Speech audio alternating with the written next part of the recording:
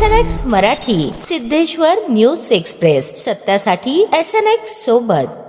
आज नियोजन भवन सोलापूर येथील सभागृहात आयोजित मुख्यमंत्री बळीराजा शेत पाणंद रस्ते योजनेचा आढावा घेतला। यावेळी जिल्हा परिषद अध्यक्ष दीपक वैद्य, आमदार सचिन कल्याण शेट्टी, आमदार समाधान अवताडे, आमदार उत्तम जानकर, आमदार नारायण पाटील, आमदार बाबासाहेब देशमुख, आमदार अभिजित पाटील, जिल्हाधिकारी कार्तिकेयन एस, मुख्य कार्यकारी अधिकारी कुशल जैन, अतिरिक्त मुख्य कार्यकारी अधिकारी संदीप कोहिनकर, निवासी उपजिल्हाधिकारी अभिजित पाटील, उपजिल्हाधिकारी रोहयो अंजली मरोड यांच्यासह सर्व संबंधित अधिकारी उपस्थित होते। मुख्यमंत्री बळीराजा शेत पाणंद रस्ते योजना ही शासनाची एक महत्त्वाची योजना असून आतापर्यंतच्या शेत रस्ते योजनेतील सर्वोत्तम योजना आहे। या योजनेच्या प्रभावी अंमलबजावणीसाठी सर्व लोकप्रतिनिधी व शेतकरी यांनी सकारात्मक दृष्टिकोन ठेवून आपला जिल्हा या योजनेत राज्यात अग्रेसर राहील यासाठी प्रयत्न करावे असे आवाहन या आढावा बैठकीत केले। मुख्यमंत्री बळीराजा शेत पाणंद रस्ते योजनेअंतर्गत पहिल्या टप्प्यात वाद नसलेल्या रस्त्यांचे सीमांकन करून घ्यावे, या रस्त्यांची कामे त्वरित सुरू करण्याच्या दृष्टीने कार्यवाही पूर्ण करावी। त्यानंतर दुसऱ्या टप्प्यात वाद असलेल्या रस्त्यांतर्गत वाद मिटणारे तसेच वाद न मिटणाऱ्या रस्त्यांचे वर्गीकरण पूर्ण करावे।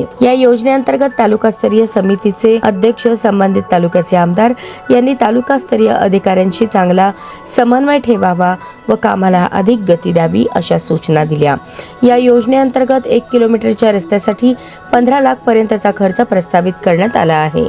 जिल्ह्यात या योजनेच्या कामांना निधीची कमतरता नाही, त्यामुळे सर्वांनी वाद नसलेल्या रस्त्याच्या कामांना प्राधान्य देऊन तात्काळ कामे सुरू करण्याच्या दृष्टीने प्रयत्न करावेत असेही सांगितले।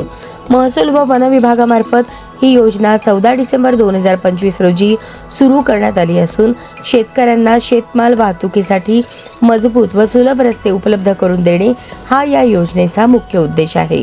या योजनेत शेत रस्ते व पाणंद रस्त्यांचा समावेश असून 1 किलोमीटरसाठी कमाल 15 लाख रुपये खर्च करता येणार आहेत। रस्त्याच्या दोन्ही बाजूंना चर खोदून मुरुम टाकून दबाई केली जाणार असून आवश्यक ठिकाणी सिमेंट पाईप टाकले जाणार आहेत। जिल्हास्तरीय समितीचे अध्यक्ष पालकमंत्री असून जिल्हाधिकारी, मुख्य कार्यकारी अधिकारी, पोलीस अधीक्षक आदी अधिकारी सदस्य आहेत, अशी माहिती उपजिल्हाधिकारी रोहयो अंजली मरोड यांनी दिली। जिल्हा भूमी अभिलेख अधीक्षक घोडके यांनी जिल्ह्यातील 4911 शेत पाणंद रस्त्याची यादी प्राप्त झाली असून त्यातील 372 रस्त्यांचे सीमांकन करण्यात आल्याचे सांगितले।